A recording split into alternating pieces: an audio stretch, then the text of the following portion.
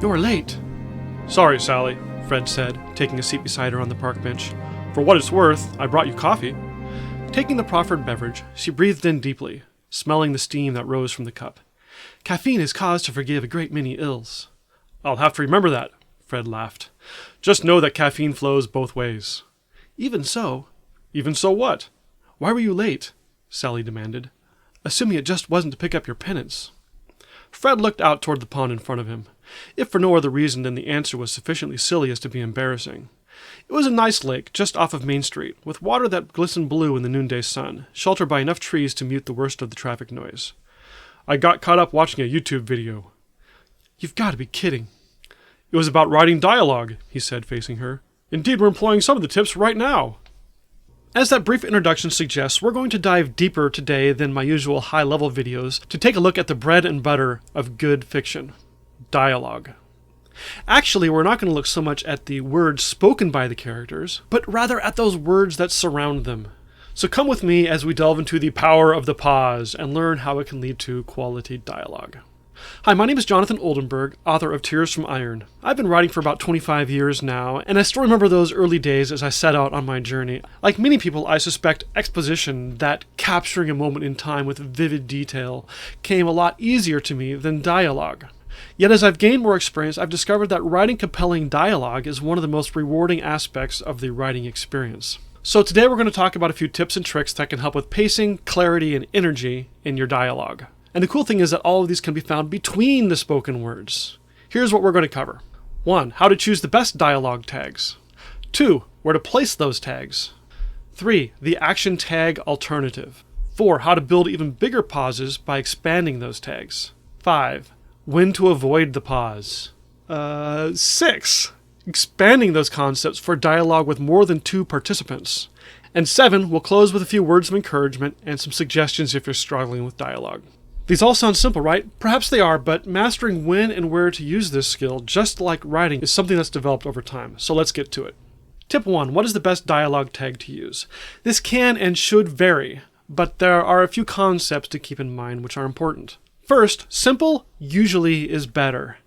New writers oftentimes have this temptation where they feel like they always need to use vivid tags to describe what's going on. So we might get exclaimed, bellowed, cried, growled, wailed, or all sorts of other kinds of very descriptive dialogue tags occurring. Or they may even double down on that and go for some over-the-top expounded, pontificated, elucidated, or other words like that.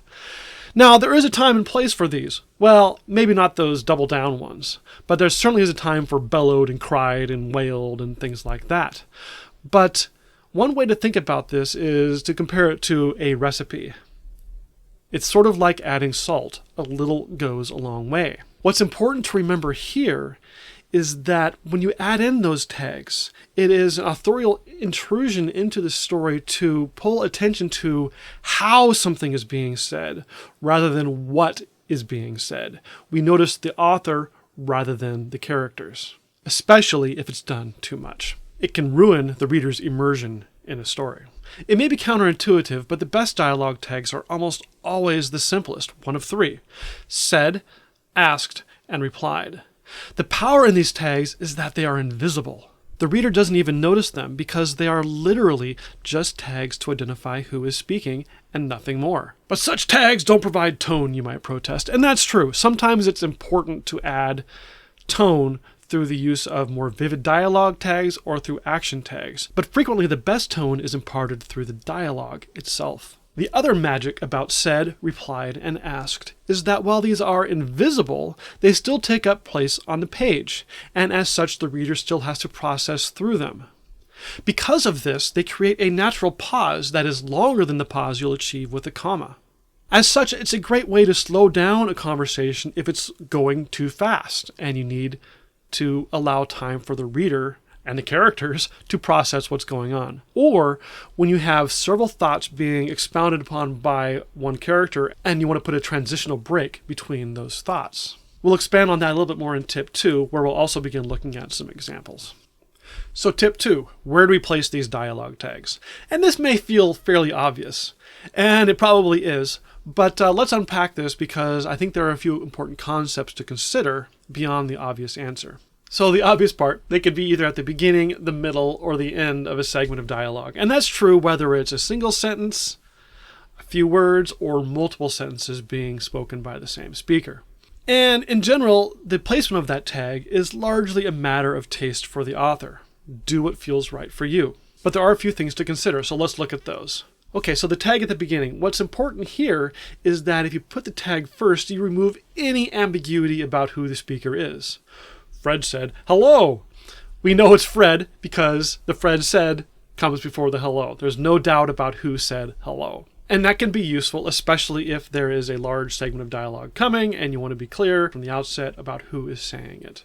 That being said, for me personally, I don't tend to care for opening with a dialogue tag, especially if it's one of the three simple ones of said, replied, and asked. I may make exceptions if it's a fancier dialogue tag or an action tag. We'll talk about those in a little bit.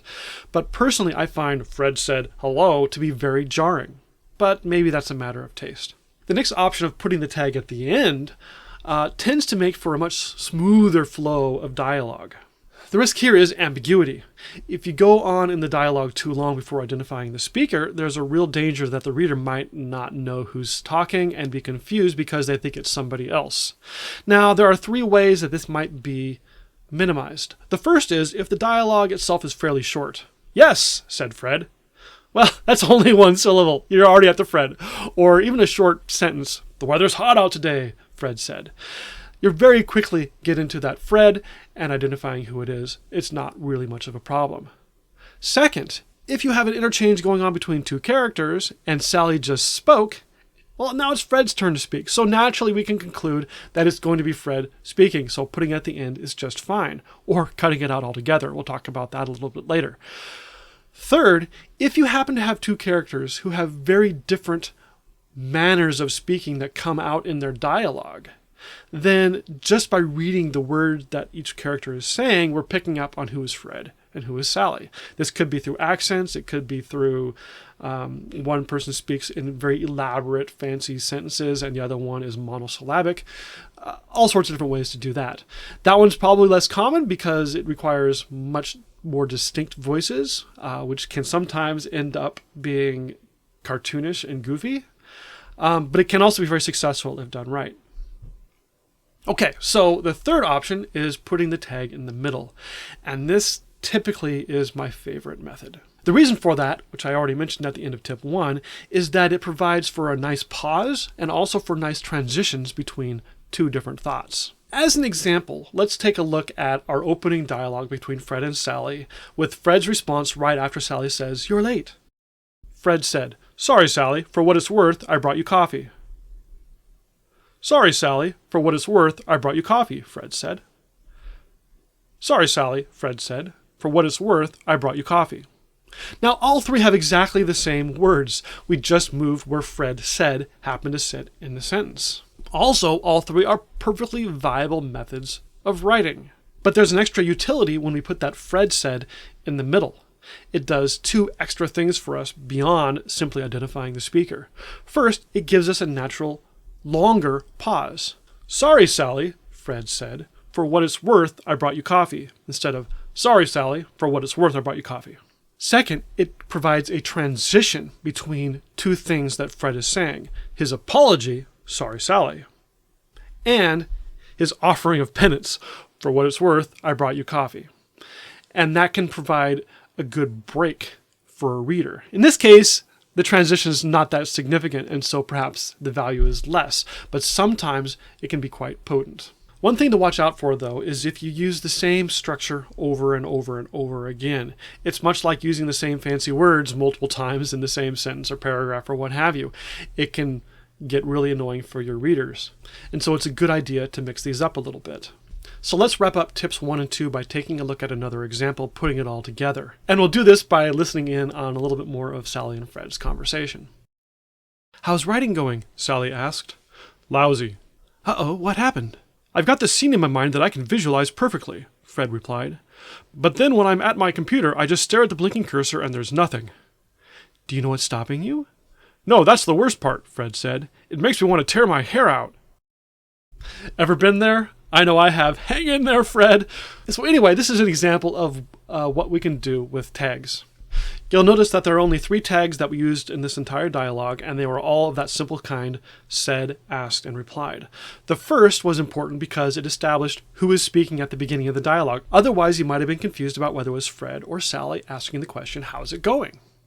The other 2 are both Fred's tags, and they're both said, and I put both of them in the middle to provide a transition between 2 thoughts. Now, the second one is probably less important. It's a simpler transition from him conveying frustration to how he manifests that frustration.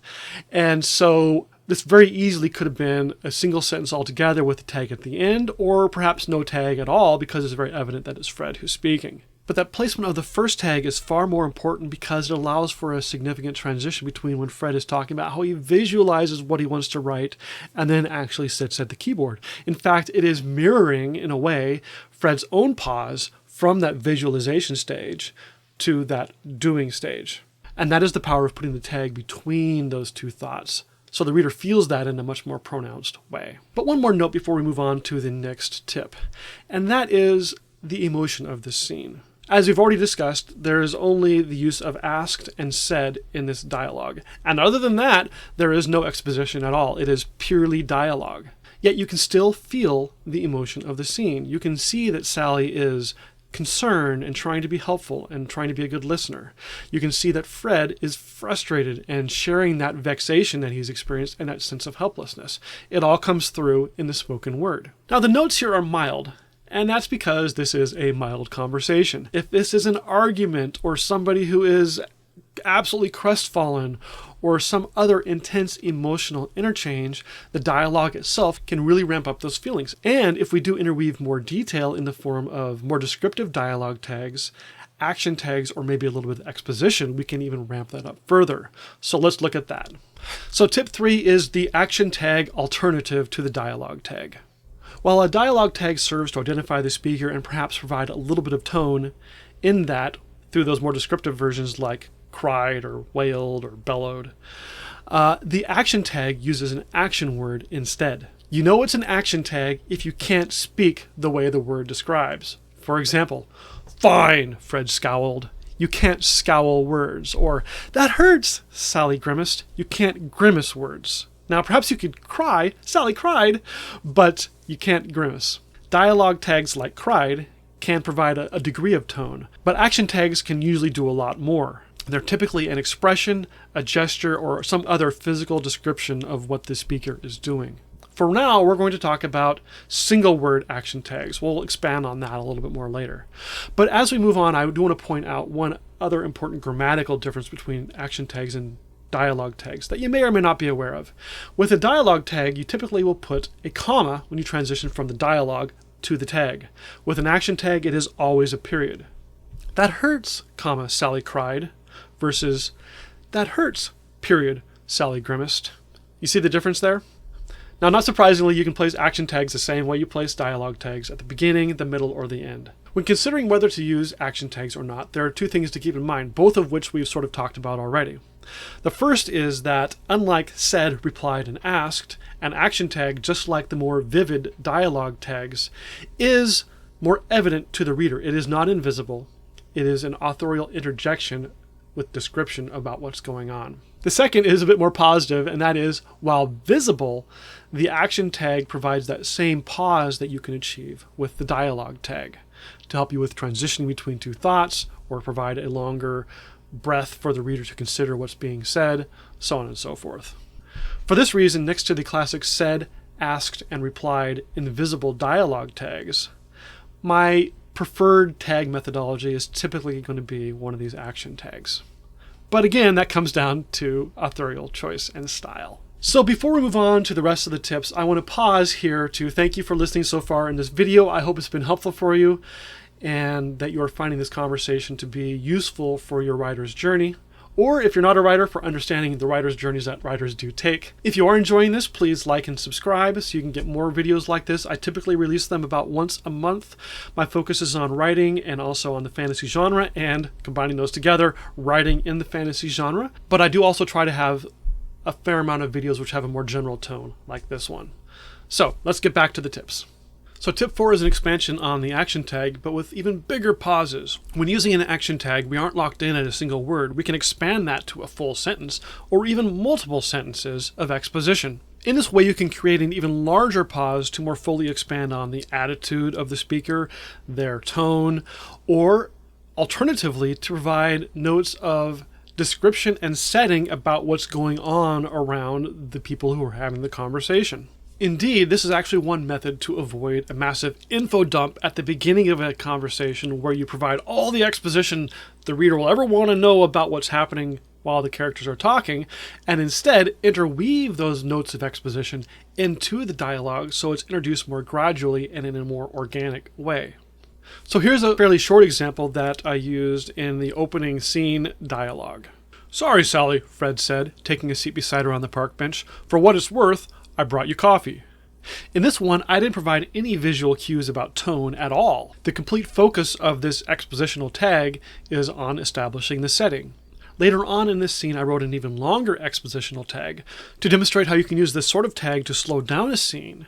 Fred looked out toward the pond in front of him, if for no other reason than the answer was sufficiently silly as to be embarrassing. It was a nice lake just off of Main Street, with water that glistened blue in the noonday sun, sheltered by enough evergreen trees to mute the worst of the traffic noise. I got caught up in watching a YouTube video. Honestly, this one is so long that I'm not even sure if it qualifies being an action tag at all, except insofar as it identifies who the speaker is at the very end of the block of exposition. But I'd say that's more of a philosophical argument for grammar experts and less important for those of us who are writing and trying to figure out the best practices and methodologies to tell our stories. So in this exposition, we cover several important concepts. It shows Fred's state of mind as well as his assessment of the conversation and its cause. It expands further on the setting, this time giving subjective opinion in addition to real facts. You'll also notice that this time I put the expositional tag, or the very long paragraphs, in front of the dialogue, which is an example of how you can use placement, front, middle, and end, and it's also a good idea to mix them up. The big warning, though, is that these kinds of long exposition can be momentum killers, and that leads us to our next tip. Number 5, avoiding the pause. If you have a highly charged, active scene, including a bunch of pauses, or even worse, long expositional breaks like the one we just looked at, can destroy the energy of the very scene you're trying to create. One solution is to front-load all the expositional information that the reader will need before getting into the high-energy moment.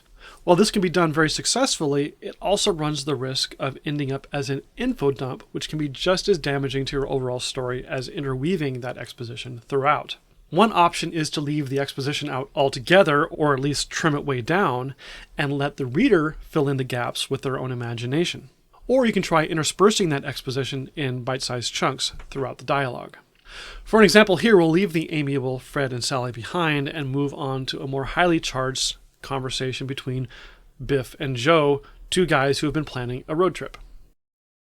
As Biff rounded the corner, he saw Joe lock the front door of the house and then walk over to the car carrying a duffel. Popping the trunk, he dropped the luggage in, then closed it again. Joe turned as Biff approached and offered a friendly smile. "Hey!" "Hi, where's the food?" Biff asked. "The what?" "The food," Biff said. "I take care of the car, the gas, hotel, the directions, and everything else. You just had to handle meals." Joe shrugged. "We can stop at restaurants. I'll treat." "Your budget's as tight as mine."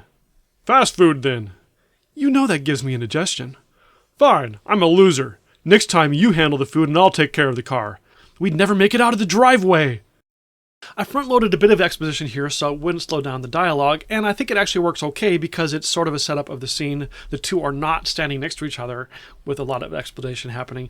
It's exposition bringing the two together into the dialogue. And so for that reason, I think that it works.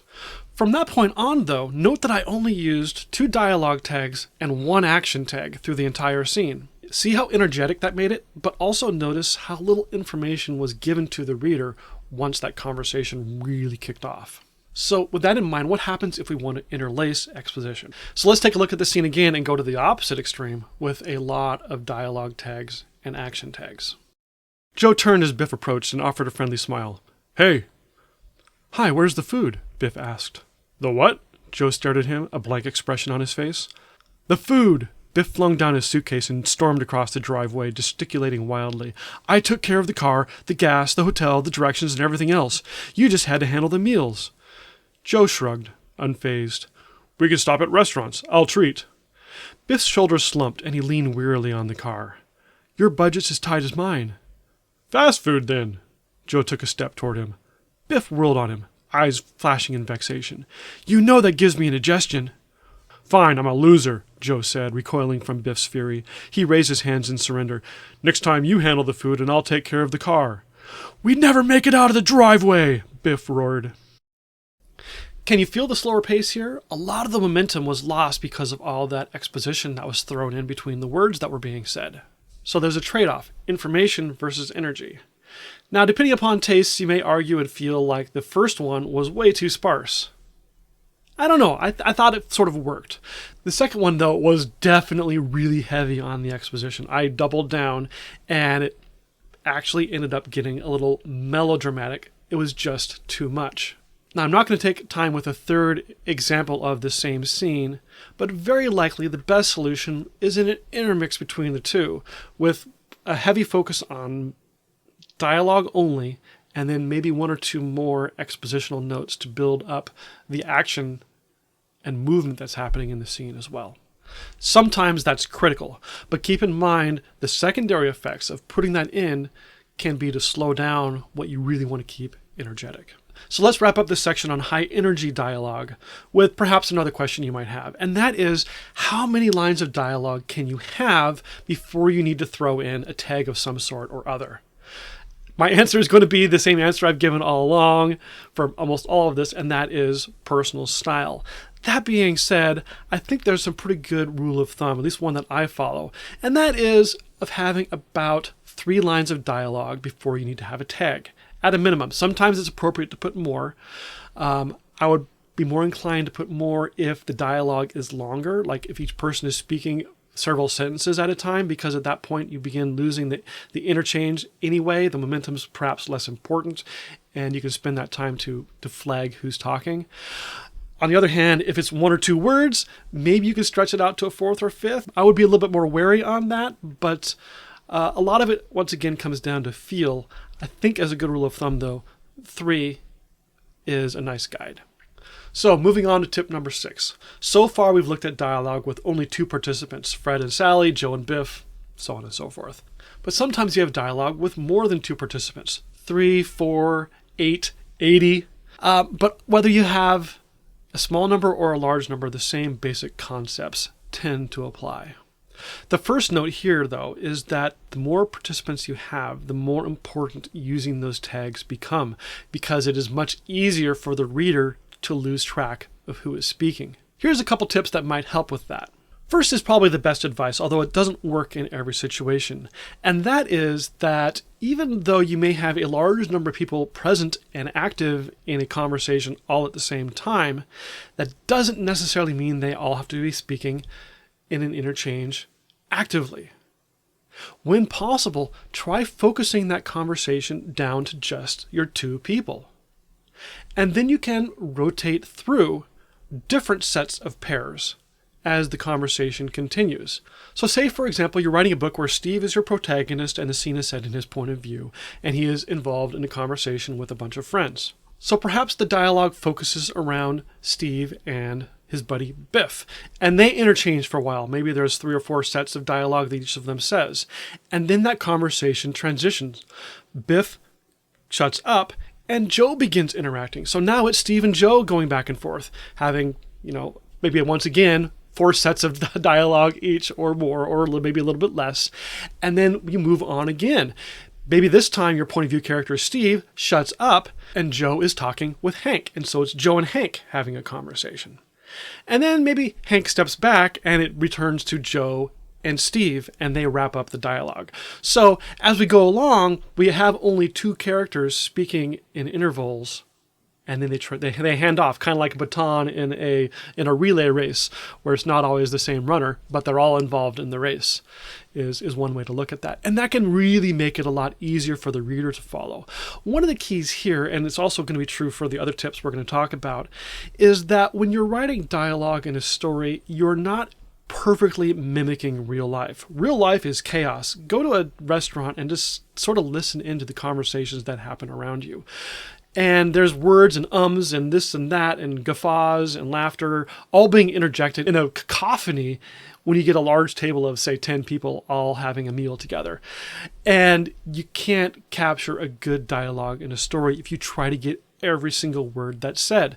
What you have to choose is what are those words that are important, that build character, that build plot, that build theme, while not detracting and making it feel like it's not actually a group dialogue. And that's where a lot of this style and feeling it out comes in. So with that in mind, let's look at a second methodology. And honestly, these two can actually be interwoven together. And that is where you have two primary speakers with others interjecting from time to time. If you do this right, it can feel quite natural. So as an example, let's take a look at a bunch of friends who are sitting around watching TV. "I'm bored," Joe said. "And I'm hungry," Biff replied. "Let's go out to dinner." "Works for me. I wouldn't mind stretching my legs and wetting my whistle." "Where do you want to eat?" "How about Burger King?" Joe said. Others began listening, and Fred piped up, "Teriyaki sounds good to me." His suggestion unleashed the floodgates, and the room resounded with ideas. "Pizza! Spaghetti! Steak!" Biff glanced over to Joe and shrugged with a smile. "Doesn't matter to me. Food is food." Note how when it devolved into pizza, spaghetti, steak, I didn't bother to identify who was speaking. This was the greater hoi polloi, the mass of friends who were all piping up and offering their suggestions. In this circumstance, identifying who actually said which word doesn't matter. We're not conveying what George wants to eat. George doesn't matter. All we really care about are the ideas that are being tossed out. An image of pandemonium is created.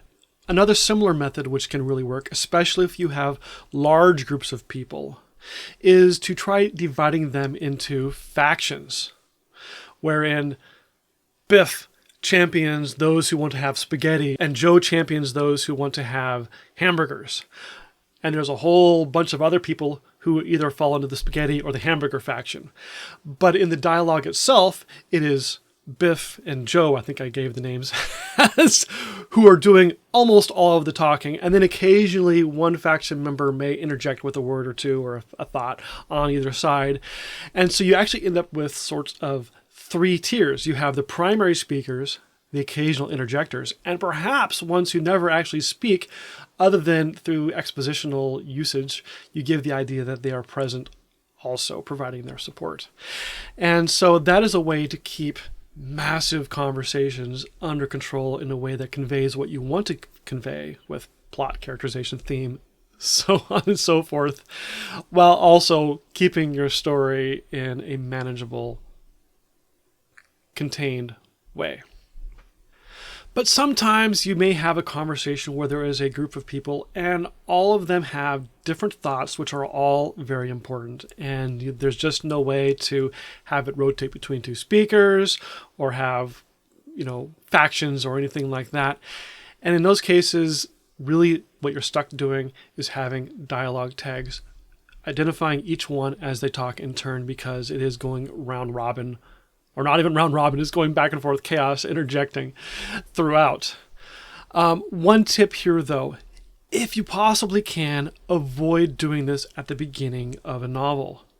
Wait until the reader at least is familiar with the 6 different people that are going to be talking. Because if these are 6 strangers in chapter 1 that they have only just met, there's no way they're going to be able to keep track of them all. They're going to get lost in the story. They're going to get frustrated. They may end up putting the book down. So this is the least desirable method, sometimes unavoidable, but especially avoid putting it at the beginning. All right, so that brings us to the end of the primary tips, but I didn't want to close out yet without offering some encouragement and then maybe some general advice for you to use as well. Dialogue can be challenging. As I mentioned in my intro, I've been writing 25 years, and when I first set out, I really struggled with dialogue. My first early, really short stories, maybe only about 2 pages, 900 words or something like that long, were almost entirely exposition with maybe a couple snippets of dialogue as I got comfortable. And if you're in that position, I understand. I've been there. Keep working on it. You can get through it. And if you do, you may find, like I did, dialogue is now my favorite thing to write. I love a good scene where there's 2 or 3 characters with a lot of depth having a conversation, which really builds tension, builds ideas, builds themes, all those different kinds of things. That is the magic in writing for me. There's nothing quite like it. So how do you get there? 2 tips. The first one is you gotta do it. Practice. You'll only get better at writing dialogue by writing dialogue. There are 2 methods which you might use as you try to achieve this. The first is, especially if exposition is strong for you, is maybe write the expositional part of the scene first, get all that done, describe the background, the volcano or the city street or wherever this conversation is happening, and get through what's comfortable for you. And then once you have all that in, try writing the dialogue separately and then interweaving the 2. You may find that this works. I've never really used that method. I kind of have done the backwards way, which I'm going to talk about here in a second, but you might find that it helps. The backward way, which is something I actually still do, is oftentimes when I get ideas, my ideas are exposition. I have 2 people talking and maybe I'm in the shower or driving to work, and I have this dialogue going back and forth in my mind, and as soon as I arrive at work, I write down very quickly what they were saying so I don't forget it for when I can go and work on it in the evening. And maybe you're the same way. Maybe you have this dialogue in your mind, but putting it on paper, putting it into the exposition and everything else to build a cohesive scene is just where you struggle. Well, try writing that dialogue down first and then interweave your exposition. You may end up with garbage, and honestly, in the first suggestion, you may end up the same way. But once you have a sort of a garbage, half-cocked scene where the 2 are interwoven, then step back and write the scene again. At that point, you'll have both your exposition, you'll have your dialogue, and then you can work on interweaving them a little more solidly together. You may find that helps. I know that has been useful for me. The second tip is not just to write dialogue, but to read dialogue. So you can really learn how dialogue is done well by looking at those who do it well. And as I've been writing this suggestion, I've kind of waffled between 2 different methods of looking at it, and I'm not sure which one is best for you. You'll have to decide. One of those is whatever genre you're writing, whether it's fantasy like me, or westerns, or romance, or thrillers, try looking at books that are in your genre and see how those authors handle dialogue, because every genre does handle concepts like dialogue, exposition, etc. differently, and you may find that very useful. If you're just trying, though, to get your feet wet in understanding dialogue in a broader sense, you just want to see massive amounts of dialogue, 2 suggestions for you. One is to look at lighter-hearted stories, because comedy in the written word usually comes through in dialogue. It's very hard to have physical comedy in a book. Most of it is conversational humor. And so if you read funny books, the perfect example which comes to my mind might be Hitchhiker's Guide to the Galaxy, or in the fantasy genre, maybe look at the Discworld books by Terry Pratchett. Those will have a lot of dialogue because that's where the humor comes through, oftentimes the best.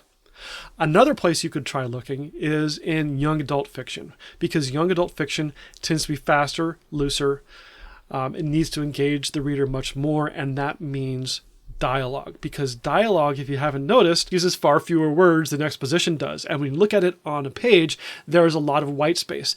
There's an energy in that level of white space. This is something I didn't talk about earlier, although I could have when I looked at adding an exposition. Another reason it slows things down is the diminishment of that. So you might try young adult books. In the fantasy genre, which is where I live, you might try out Lloyd Alexander's series. The Prydain books are fantastic. Or C.S. Lewis, the classic Lion, Witch, and the Wardrobe, and that series are also good. You're going to see a lot of dialogue in those kinds of stories. So hopefully between both writing and reading dialogue, and maybe this video, that will help you build that confidence, so you'll find that magic in that spoken word between different characters on your written page.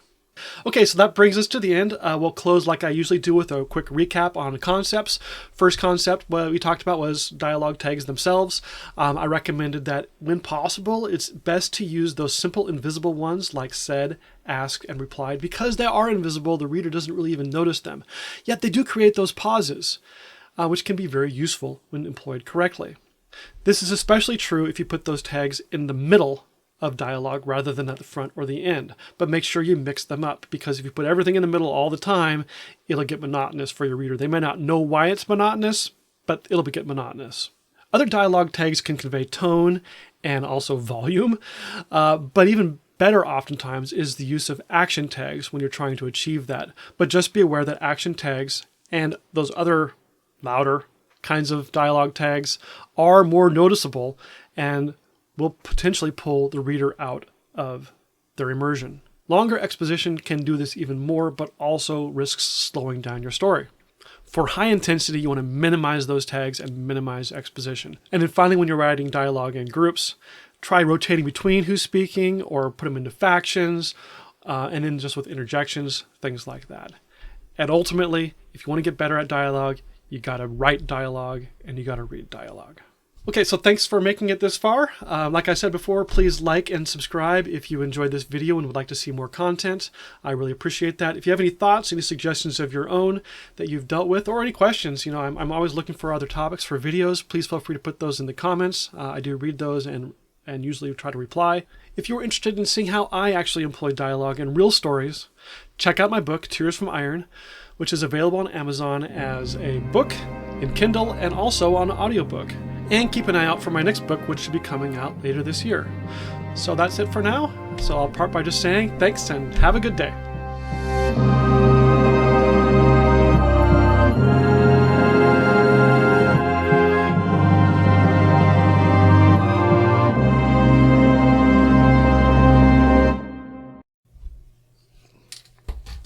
I don't know what I was thinking. Okay. We are still recording, right? Yeah.